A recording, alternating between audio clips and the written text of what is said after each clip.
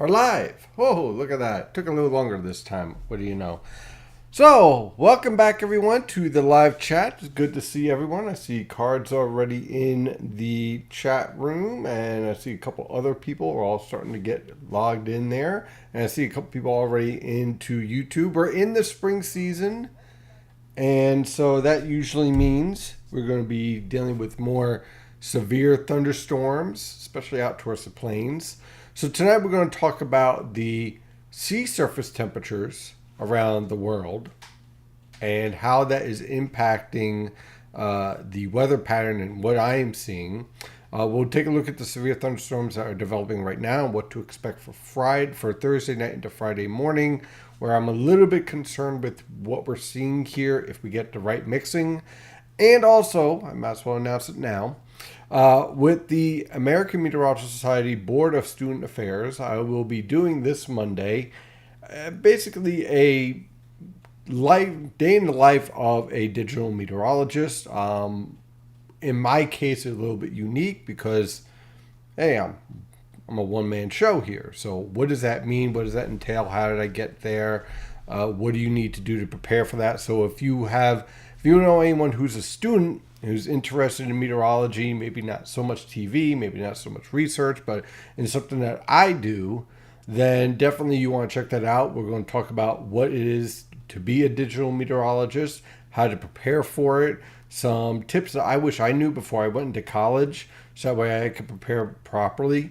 But also, let's face it, this was a new opportunity in the world of meteorology that when I went to college wasn't even a thing. There was no social media when I went to college. They were just getting used to the internet. In fact, some of you older guys, I say aged, finally aged, not older, finally aged gentlemen and ladies out there will remember the telltale sign of when your internet tried to connect with that, that noise. It was kind of like a eerie noise, Screeching of dial-up. Yes, screeching of dial-up, yeah. And then if AOL, because AOL was like the biggest thing back then, so then it would pop up and then yell, "You got mail," right?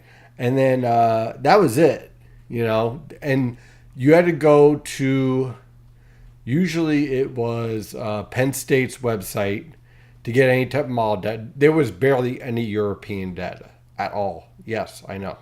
And satellite data was hit and miss. Radar data was hit and miss. So it was the wild, wild west back then. So we didn't know that we'd have these opportunities. So it's going to be great to interact with a lot of the students out there, to take their questions. How do you prepare? What's different? What should I know ahead of time? So that's going to be a lot of fun to share and talk with everybody about that. So with that, hopefully everything's working on your side, hon? Mm-hmm. Okay, that's good to know. Let's go then. Just check and see if there's anything on the chat. And of course, as always, after I go through my spiel, I'll answer all your questions. So definitely fire them in. So let's start off with the sea surface temperatures throughout the world. And as you can see here, everyone is focusing in on the developing La Nina that is starting to gain a foot ground. We still have El Nino-like conditions here in Nino 3, 3.4, and 4, clearly. But changes are starting to take place. But for tonight, let's step out of the El Nino-La Nina debate and look at the rest of the Pacific and the Atlantic. And a couple of interesting features are showing up here. The first one is in the Pacific. Okay, this is the developing negative PDO. And it was around negative 1.63, I believe, for March. And it looks like it's going to be on a healthy negative margin as well for April. Why is this important? Well, when you have a negative PDO and a La Nina developing by the late spring and summer, it tends to enhance the La Nina pattern. And that is going to be very important for our neck of the woods. First of all, typically when you see this type of combination, you can expect some very interesting severe weather in the plains, in the Mississippi River Valley, in the upper Midwest, Ohio River Valley, Tennessee River Valley. It also means you tend to have a stronger high pressure system around the Bahamas and the Gulf Coast. So you can kind of guess where your storm track would be heading up towards the Great Lakes. And for our neck of the woods, well, it tends to dry us out. This is why all the rainfall we are seeing now is really, really important, okay? Because it reduces the potential for droughts or anything of that nature. So that is something that we definitely are keeping an eye on. Just to make sure that it's awfully quiet in the chat room tonight. You guys okay out there? Card, and usually you guys are pretty active by now, but that's okay. Anyway, this evolution in the sea surface temperatures gives us a pretty good idea of what we could expect for the summer with our developing setup here over the southeast. But what about the mid-Atlantic and how do we get there? Well, with the changes going on in ENSO and the changes going on in the Pacific with the negative PDO, that typically sets up a situation where the changes going on in the weather pattern leads to a kind of a hybrid of what to expect with the changing weather pattern. And what I mean by that is that the storm track shifts, but the subtropical jet stream remains active.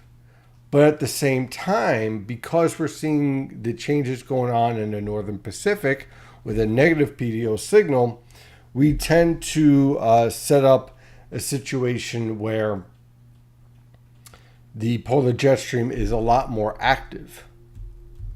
So that can lead to some very, very interesting setups here over the plains and the upper Midwest for dynamic severe weather outbreaks. Meanwhile, the Atlantic, well, everyone's been talking about how the Atlantic is very, very, very warm here, okay? That's a huge warning sign for the Atlantic hurricane season. There's a lot of talk about above normal activity, which wouldn't be a surprise with the La Nina taking hold. But we also have a lot of cool water here in the northern Atlantic. Now, part of this is because we keep on getting this upper level low setting up around the Canadian Maritimes. So you're getting polar air masses dropping in from Quebec and Ontario through New England and into the northern Atlantic. With this type of gradient setting up, we have to keep an eye on exactly what the ridge axis is going to be by the time we get to the spring and summer. Okay, especially the later spring and summer. Here's my concern. If we get a ridge axis setting up on the East Coast, you're basically leading to drought potential. And that has me a little bit concerned for the second half of the summer in terms of the potential for fire danger, but also flash flooding. Now, you might be saying, Stephen, you just said drought. Why would I be concerned about flash flooding? Here's the thing with this type of pattern. When you get a ridge axis on the East Coast and you get a prolonged period of dry weather, you also have a lot of tropical activity hitting the Gulf Coast. When that ridge shifts a little bit, it allows for these tropical systems to curve up towards our neck of the woods as remnant lows. So no, not a direct impact, but just as the remnant lows. So you have a very dry ground. You have a lot of moisture hitting it. It leads to massive runoff. So you destroy the topsoil. And you immediately have flash flooding of the topsoil because the water is coming in too fast to be absorbed into the water table. So that's a scenario I'm going to be keeping an eye on this summer based on what I'm seeing here with these sea surface temperatures. Now, this is boiling. There's no doubt about that. So what does that usually mean for hurricanes? Well, before we jump the gun and start getting all concerned about Cat 4 and Cat 5 hurricanes, I want to put it out there that Yes, while the sea surface temperatures are very warm, there's no debating that. We also have to keep an eye on with a La Nina pattern, with the Sahara Desert dropping a whole bunch of sand and dust into the Atlantic. We dealt with this 2 years ago. It can slow down the development of the hurricane season. It can slow down the development of the warm core lows. So that's a big unknown, so to speak. So I just want to put that out there just so we don't jump the gun in that respect. With that being said, this signature here would support the potential for some rapidly intensifying low pressure systems. So you're talking about a storm going from a tropical depression to a hurricane in a very short period of time in this scenario. Why? Because this is high octane fuel. It's a whole mug of coffee for the hurricane. That's what it is, okay? So you have this powder keg of moisture out there, of heat content, and then you add La Nina with the low shear, and yeah, it's a perfect environment for an active hurricane season. Now, with that, because I know that we're going to get a whole lot of noise in the media about this, understand that doesn't necessarily mean it'll impact the United States.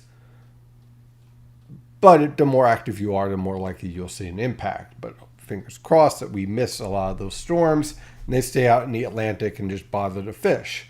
But that's something that I'm very concerned about. The other factor I'm really watching here is a very active, very warm setup here in the Indian Ocean. Now, you might be wondering, Stephen, what the hell do I care about the Indian Ocean? Well, the Indian Ocean, whether you have a positive or negative IOD, impacts how your La Nina or El Nino interact with the rest of the atmospheric pattern. It has some influence on the SOI. It also supports stronger tropical waves marching through Africa. So if you get some strong typhoons, or what they call out there cyclones, slamming into portions of India, heading up towards the Arabian Peninsula, some of that activity starts to march across Africa, and that can lead to more developed tropical waves moving off the African coast that can rapidly take hold when we get to our Cape Verde season. So there's a lot of warning signs here, okay, for an enhanced La Nina effect once La Nina gets established. You have the cold negative PDO signal, you have the warm IOD signal, you have the Atlantic that's very warm.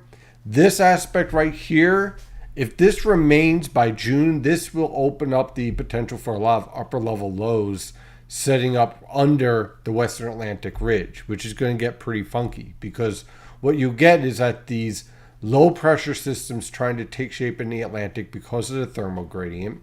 And then because of that thermal gradient, they'll start to develop into basically subtropical low pressure systems that will meander about out here. So this is a signal that has me a little concerned in that respect. It also would suggest, if you have this type of gradient, that your ridge axis could send a lot of storms into the Gulf of Mexico and keeping it away from the Atlantic East Coast. Finally, this signal also opens up one more factor that's not tropical related, but it could be a real pain in the neck this summer, which is the backdoor cold front. When I see this signal, based on what I've seen in previous years, and also some of the signals we're seeing in the long range guides, which again, you always take with a grain of salt, there is a support for below normal heights here around the Canadian Maritimes. This can lead to backdoor cold fronts marching through Boston and creating havoc with the temperature forecast and precipitation forecast for locations like Connecticut, Long Island, New York City, and Philadelphia. How so? In these type of scenarios, Philadelphia can end up being 84 and Eastern Long Island struggling to break 60. So we're going to have to keep an eye on that as well. So that's what I'm basically seeing here in the sea surface temperature anomalies and what we're setting up for spring and summer. One of the themes that we're going to really focus on as we move on through spring, and we're going to talk about tonight, is the active subtropical jet stream and how that is evolving. So let's take a look at that. So here is our upper level winds. Here's our subtropical jet stream. Here's another strong short wave. Now look what's evolving here. We're already seeing the support for that ridge out here towards the Bahamas and towards the Caribbean islands. Okay, this is a very faint, an echo out there saying La Nina's coming. The pattern's changing. The atmosphere is starting to feel those changes. So you start getting this ridge that starts to stand out more and more. As we get through each passing week, we're going to see this ridge becoming more amplified, more enhanced.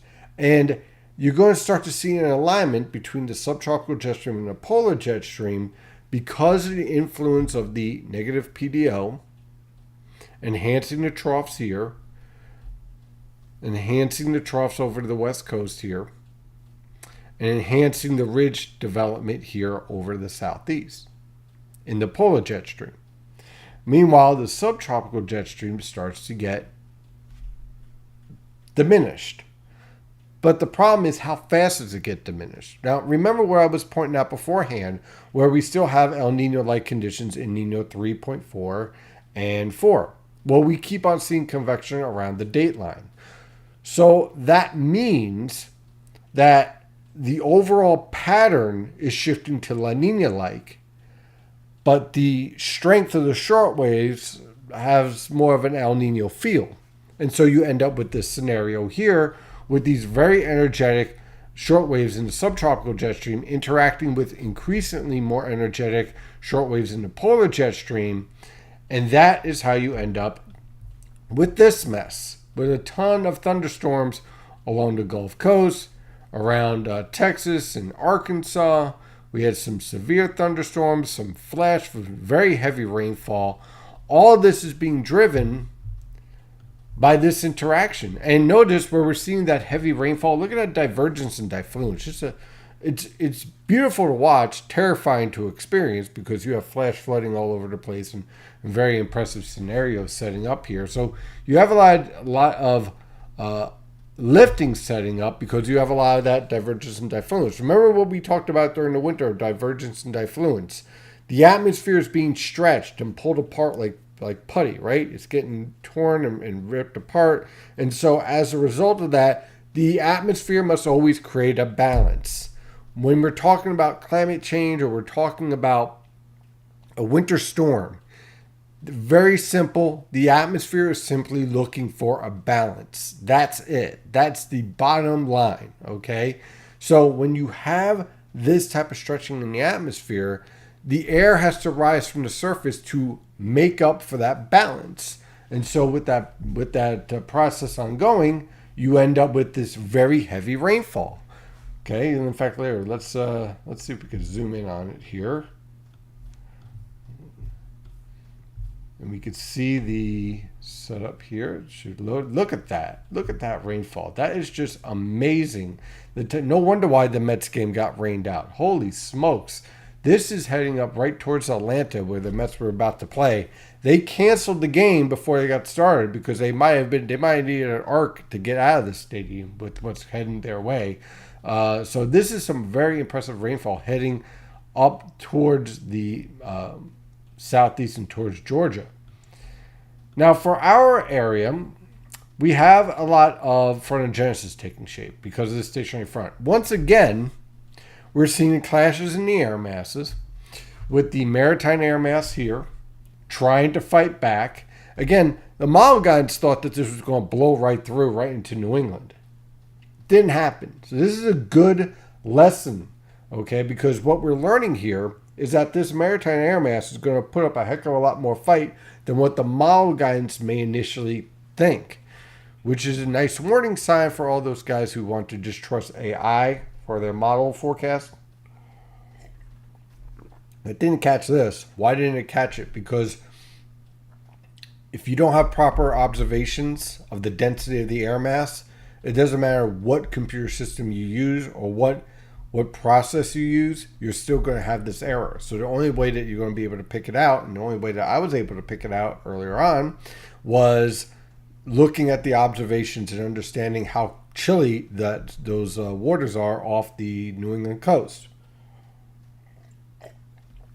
So you have the maritime air mass putting up a fight, tropical air surging northward. You get this front genesis. We got plenty of cloud cover today, a few isolated showers.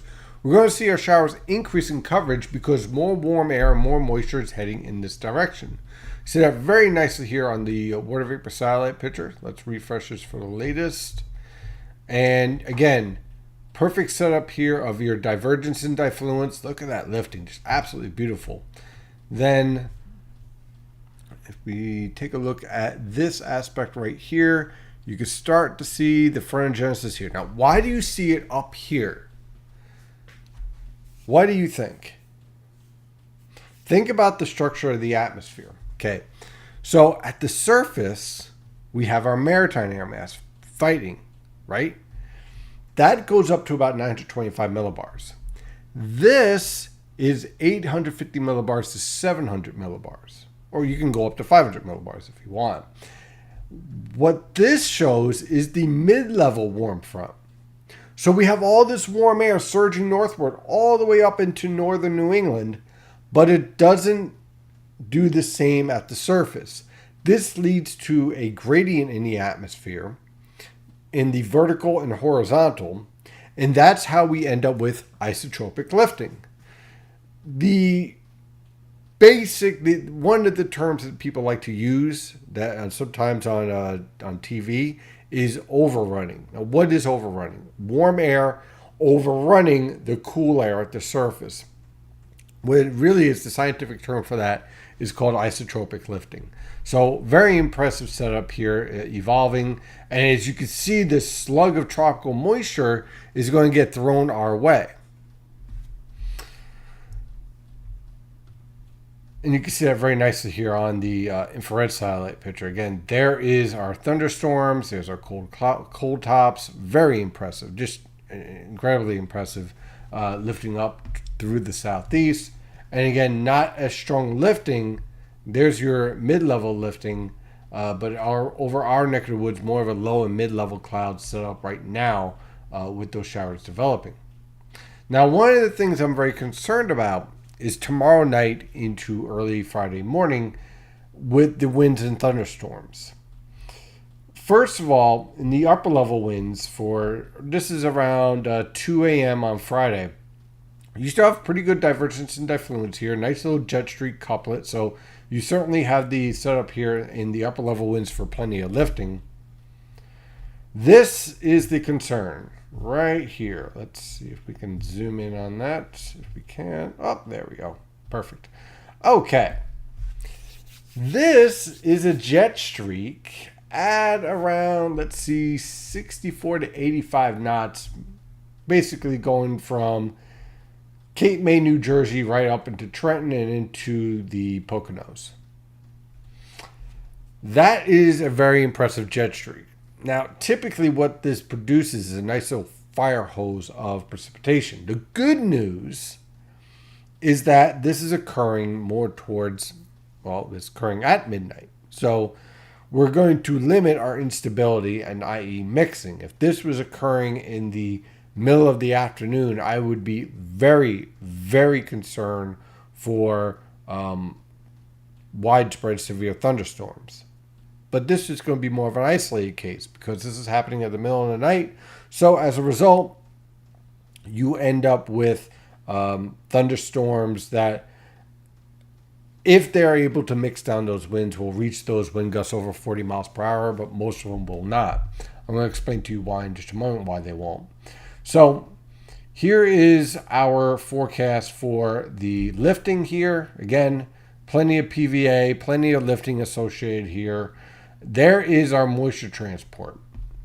Now, this is associated with our jet streak. Why am I showing you this? Well, this tells me that A, we have plenty of tropical moisture coming in right from the Gulf of Mexico, right into our neck of the woods, right from the Bahamas. So tropical moisture source is there. But also notice this is booking. this is out of our area very, very quickly. So by 8 a.m. on Friday, this is already heading up towards New England. So this isn't a prolonged event. It's a hit and out. So that limits your rainfall potential and also limits your wind potential because it limits the opportunity for maximizing lifting and mixing in the atmosphere. And again, you can see the precipitable water values. There's going to be plenty of precipitable water values. And this also tells you the atmosphere is going to be relatively warm. So you have this scenario where basically you get this line of convection coming in on Thursday evening into early Friday morning.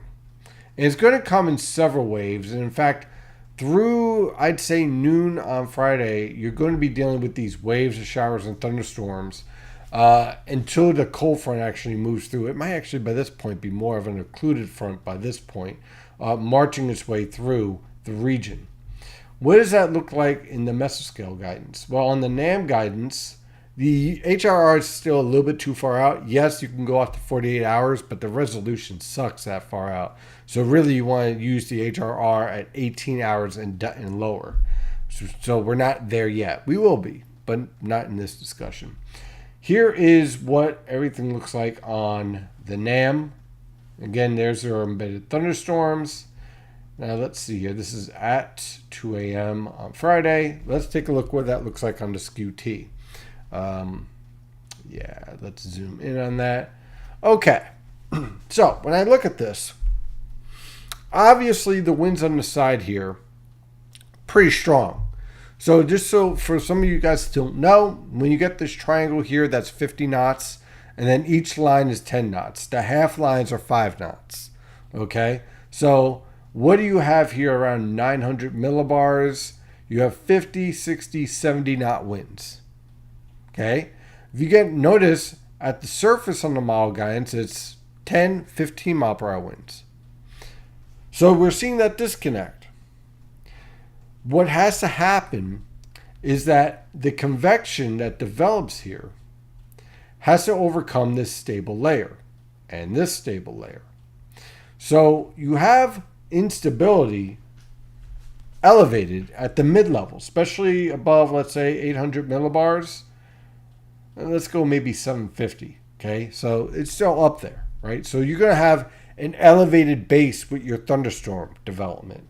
And then plenty of instability here, given the time period, for some thunderstorms. The thunderstorms themselves will not be severe in this scenario. The question is, with the enhanced lifting that we have in place and the divergence and diffluence and the favorable jet dynamics, will that allow for these winds to get mixed down to the surface sometimes, especially in your heaviest downpours? And that is the primary risk. If they don't get mixed down in those heavier downpours, then you won't get those strong wind gusts. If you do, you can easily get wind gusts around 60 miles per hour. So it's kind of a hit and miss type scenario in terms of whether or not we'll see those strong wind gusts and whether or not you'll get that severe thunderstorm notification. But it's good. That's pretty much going to be the determining factor. What you're basically going to have to do is that as the thunderstorm develops around midnight, as it's coming in, you're going to have to monitor the storm, monitor the observations, and then warn based on the observations depending on whether or not we're seeing that mixing. Of course, then you look at your radar and whatnot to gain that. But that's what it's going to have to overcome is this stable layer here at the surface. But if it does that, then you're talking about mixing in these winds. If it doesn't, then it just remains light. And as you can see in the model guidance here, you have a couple cells here being projected in the model guidance, but not like your traditional bow line that you would see during the summer. This is very marginal, but if it does mix, it does have that potential of producing some damaging winds. So just be prepared for that. And then as you head into the Friday morning rush hour, you have some lingering showers. And then the weekend doesn't look too bad, honestly. You got a few passing isolated showers, but really, I mean, who cares about Saturday morning? And Sunday looks absolutely beautiful. Right now, the next threat for showers after Saturday morning is really like late Sunday evening. And by that point, well, everyone's pretty much getting ready for Monday and wishing the weekend to just continue. So it's not really much of a threat in that respect. So that is everything I have for tonight. Now I will take your questions and see. We fired it up. Apparently, I was normally I was a little concerned because we've upgraded the website, so sometimes I'm not sure whether or not there's any issues with the chat room and this and that. We got our own server, so it's kind of like yay, yes, it's a big deal in that respect because all these years I've been on a shared server. So if some other idiot decides to overdo their website, then it impacts our website. And then if it impacts our website, then something weird can happen. But now we're on our own server. I wasn't sure if that was going to impact the chat room at all. So I was getting a little bit concerned because it would stink if no one could actually type. So we tested it out earlier. You never know when it actually go live. So it's good to see everyone, of course, working. And of course, we have a lot of questions here as well. Oh, Dylan's asking about the severe weather already in YouTube. So I knew that was coming. No tornadoes yet. I'll get to all that in a bit. Andrew says Atlantic looks hot in the tropics. Yeah, especially around the MDR. I'm very concerned about that. Just spent 10 minutes on the phone with my mom trying to tell her how to save a document in MS Word so she can email it without having to deal with Microsoft's OneDrive BS. Oh, man. Well, I hope you have a good rest of the evening because I know that can be a daunting task. Mm-hmm. So, cheers. And congratulations. That right there is St. Min's work because that's something. So I heard La Nina and negative PDO and potential for big ridge and lots of heat and humidity. And question is whether we get a drought or soaked from slow-moving cold fronts that stroll over us. Yeah, if that ridge axis ends up over the Western Atlantic, we are going to be, well, I'll put it this way. I'm going to be very happy I have central air because it is going to be humid. If you have a weight loss plan, you're going to love this summer because all you got to do is go outside. You'll be sweating crazy. You're going to have, in that type of pattern, you're going to have a lot of days where it's 89, but it feels like 93 because of the humidity in that setup, okay? But if we get the ridge axis right over us, we end up drier, but potentially hotter. So your humidity may not be as high, but the ridge axis keeps us dry, and you have more capability of your temperatures ending up more in the mid to upper 90s. Anyway you slice it, I don't see this as a cool summer setting up. I hope I'm wrong because I hate the heat, but it does not look good. That is for sure. And then one of the things we have to worry about is whether or not we have those slow-moving cold fronts and also the maritime air masses interacting with all of this. That's a bit of a wild card that I'm still working on trying to figure out. Speaking of climate, the politicians once again decided to destroy credibility by claiming the Earth is doomed in 2 years. 2 years? Wasn't there like 10 years? No, I'm going to put it to climate change is an important issue, okay? Because no one wants to live next to a coal plant, okay? And we have better forms of energy we can use. But the world is not ending in 2 years, nor will solar eclipse create earthquakes, or will the earth blow up. Solar eclipse are normal. Earthquakes around here are normal. I dealt with that on what was it, on Thursday? Yeah. It's like I had to put out a post because everyone's like, oh my God, did the solar eclipse cause the earthquake? First of all, the solar eclipse didn't happen yet. And second of all, wasn't it Friday? Yeah, it was on Friday. I'm sorry. Yes. And more importantly, the Ramapo fault line has always been active. that was just one of the stronger ones. It's been active all week, doing, ones and twos and 2.3s, but that's normal. So there's a lot of ridiculous nonsense floating around from all sorts of sources. Um, oh, yes, I remember that. Yes, there was someone, I forgot who the senator was, blamed. She blamed it, and she was giving a speech just recently. This is the last week, blaming climate change on the solar eclipse, which doesn't make any. It doesn't happen, right? So no, no. The solar eclipse has been happening forever.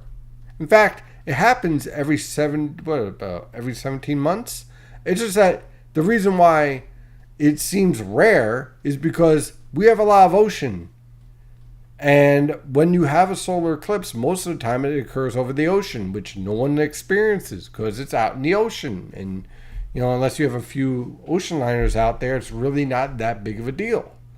So it's very rare for it to hit North America. And so when it does, everyone's flipped out. But it's a normal occurrence. It's all good. Enjoy it. Don't think why do people have to think the worst? I don't understand it. Just enjoy life. Not everything is a conspiracy. And I'll tell you why not everything is a conspiracy. Because no one can keep their mouth shut. All right? In order for these conspiracies to work, everyone has to keep a big secret. No one keeps a big secret. You can't even keep a big secret from your best friend. Now, the government's going to do a whole big secret on everything? Come on. Let's see here. New C3S data is really starting to become ominous for Eastern Seaboard and Mid-Atlantic. Yeah, there is some model guidance that is concerning. But, let's also remember that same type of model guidance was predicting a perpetual negative NAO and a trough in the east and winter storm after winter storm just this past winter, right? How did that pan out? I mean, it wasn't too far off the winter forecast. We've been through that. But clearly it wasn't like the epic winter that some of the model guidance was suggesting, like the CanSib, the European ensembles, so on and so forth. So yes, there's definitely data out there. Definitely. To support, definitely observations to support some concern, but let's not put the cart in front of the horse. There you go. That's what we're trying to say. Let's see. 2 years was from the head of the United Nations. Yeah, that tracks. That's typical. Hello, Steven. Long time no see. Dylan. I remember it taking 45 minutes to get on one website. That would be a good thing. How many people remember downloading a song and it takes 3 days to do it? Right? You just wanted to download, or if you wanted to download a video, one video. I'm not talking about like a series. I'm talking about 1 5-minute video. 4 days later. I'll give you one. Yeah. You're trying to download something and it tells you it'll be completed in 100 years. Yes. Yes. You'll be dead by the time it downloads. Congratulations. That was our internet. That's what we knew. Will we have a chance for severe weather come Friday morning? I'm more concerned about the heavy rainfall. Yes, there will be some wind gusts. Yes, you'll probably hear some rumbles of thunder. The primary concern will be the downburst wind gust potential. But I think that's going to be more isolated. How's May looking? May is looking warmer, which you would expect, but I think the bulk of our severe weather is going to be set up to our west. But I don't think it'll be anywhere near as wet as what we've seen in March and early April. I like warmer. I like above normal temperatures. Let's see. Severe thunderstorm potential for the summer. It really depends. If we get that ridge set up over the Western Atlantic rather than on the East Coast, we could set ourselves up for a lot of impressive convective heavy rainfall events. So possibly not severe thunderstorms like tornadoes, but possibly a lot of flash flooding events, which is still considered severe, and then downburst wind gust type events. Normally, I like more active severe weather for us during El Nino years because you get a better potential of troughs building into the eastern United States. During La Nina years, the severe threat is more focused towards the plains, the Tennessee River Valley, Ohio River Valley. It's not that you can't get them here. I'm not saying that. I'm just saying that you're more likely to build up that ridge on the East Coast.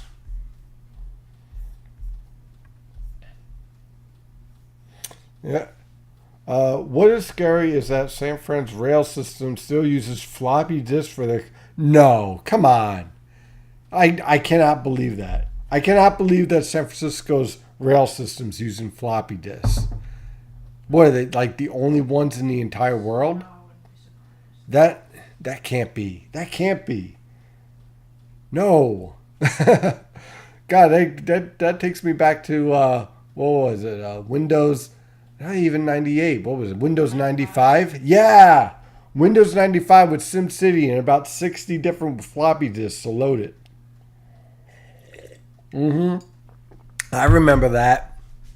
You get all excited because you finally upload enough of the floppy disk to get the little dinosaur to march across the place. I had Sim Earth and Sim City on PC, and the combination of both of them was about roughly 150 floppy disks to load those programs. Think about that. Oh, God.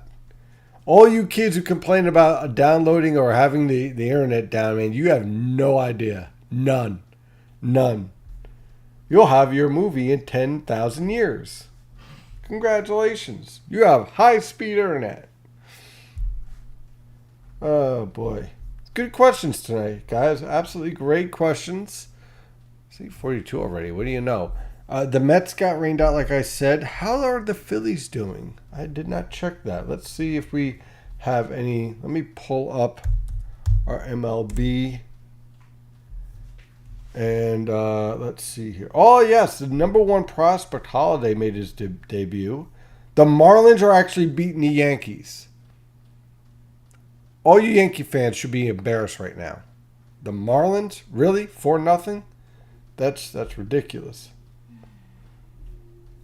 And the Phillies won. Well, good for them.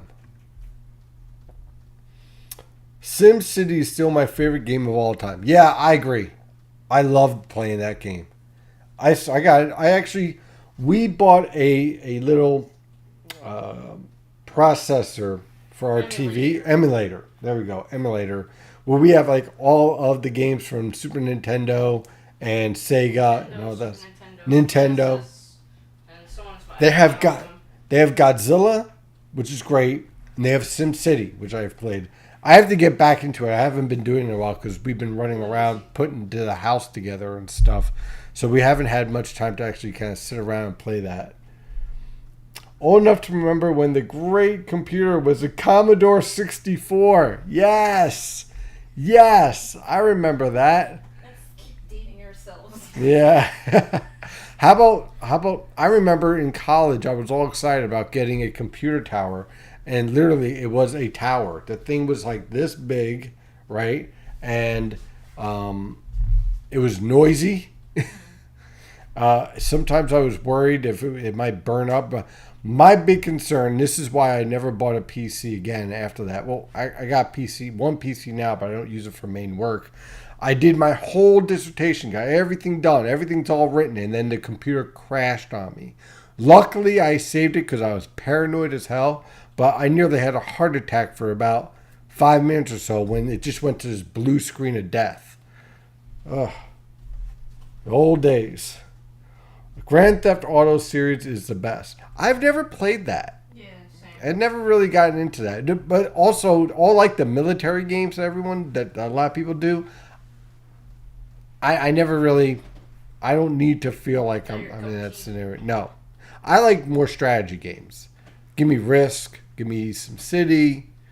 Zelda. I love playing Zelda because it was like action, but also strategy.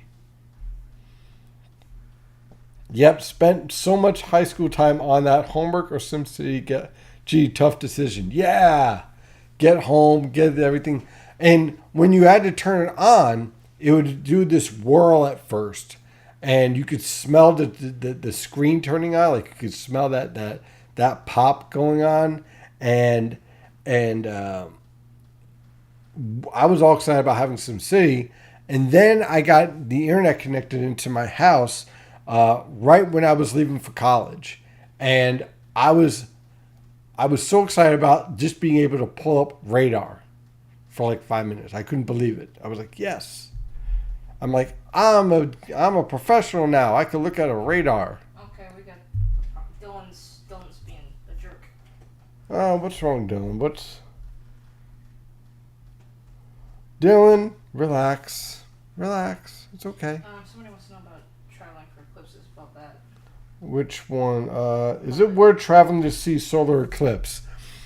Mm, I think it kind of depends. I mean, it really did. It's an amazing sight, but it's hard to do like a year in advance stuff because all you need, as you can see up towards the Niagara Falls, all you need is one cloudy day and it just kind of shoots it in the foot. But if you get clear skies, it's an amazing event, right? But you have to be kind of lucky. So the next one I think is going to be down towards the Gulf Coast, and that, I mean that's kind of hit and miss. You get some thunderstorms in the afternoon. What's very interesting though is that at the heart of the eclipse, where you have the totality, the thunderstorms collapse because of the reduction of the temperatures. In fact, even with the partial here, we dropped about 8 degrees in the span of an hour and a half. So that was pretty impressive. Yeah, we had clouds too. It was pretty cool. Yeah. But, it just kind of depends on what you're looking for. If you're looking for the perfect shot, that might be difficult. But it is a pretty cool experience. Was a Hunga Tonga volcano the reason why the last couple of winters were so mild? No, not the only. But that influence caused a lot of funkiness in terms of how the patterns interacted and how the stratosphere interacted. We're starting to see a reduction in the water vapor in the stratosphere. I think also part of it was the fact that we were in a relatively active sun cycle. So it's never one factor. But in our last really, really active winter, we had a warm stratosphere overall because we had basically a blank sun. So as a result, with no sunspots, you were able to knock down a lot of ozone in the stratosphere. And so with that, you had a warm stratosphere overall. And so you started to develop better potential for high latitude blocking. We have been in an active sun for the past 11 years. We're heading towards the peak of the solar activity, and that's going to start to decline. It's going to take another 10 years or so. So there's that factor. There's the volcano factor. The QBO certainly helped out this past year. Now we're going towards a positive phase. So there's a lot of factors to consider. It's never good just to say one, but certainly it was a factor, but just not the only factor. Dylan's just joking. It's okay. Look, I understand. I do. So the whole thing with sports is I love all teams, kind of. But the only thing I would say is I can't listen to WFAN anymore. I can't do that anymore. Because, and I'm sure you Yankee fans would agree with me, you have a long 162 game season. You cannot overreact to every game or every losing streak. That's the beauty of baseball, is that it's a long journey. There's a lot of sprints. There's a lot of falling on your face. And Now, if you just get into the playoffs, anything could happen. So enjoy the ride. Not every game has to be where you win 10-0. Just enjoy it. Sometimes it'll be a bad game. Sometimes it's a good game. GTA series were the first real sandbox series that gave you a lot of freedom of movement. No, I agree. No, you know what? There was other games too before that. There was a game, it was kind of like almost like a Sim person, but it wasn't Sim. Back when SimCity was coming out, where like you had to go there and you made decisions on where you wanted to go, and it gave you a different story as you were going. It was kind of like a detective series. I think I have an idea what you're talking about. Yeah. You could either be a man or a woman, and you had to solve clues, and you had to bounce around and you could go wherever you want. But it kind of determined, depending on what you did, it kind of determined how the game would go. All right, but that was like a precursor to what you have now, where it's more involved now because you have more computer power to do stuff.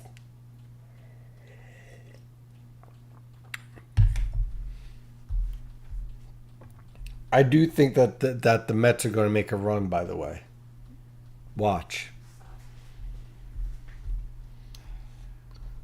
Can you get a really cold and snowy winter despite all the factors pointing towards a warm one? In previous years, I would have said yes. You have to consider the influence of climate change, and you have to include the influence of the urban heat island effect, which is a part of that whole climate change thing. That's really hard to pull off. There are some years where it snows no matter what, even in an unfavorable pattern. So I would say this. You can end up with snow in an unfavorable pattern if it's built into a year where the overall year was favorable. I'll put it that way. Okay? But if you have, let's say, a raging La Nina with a huge ridge, you're not going to end up with a snowy winter because your storm track is going to be displaced.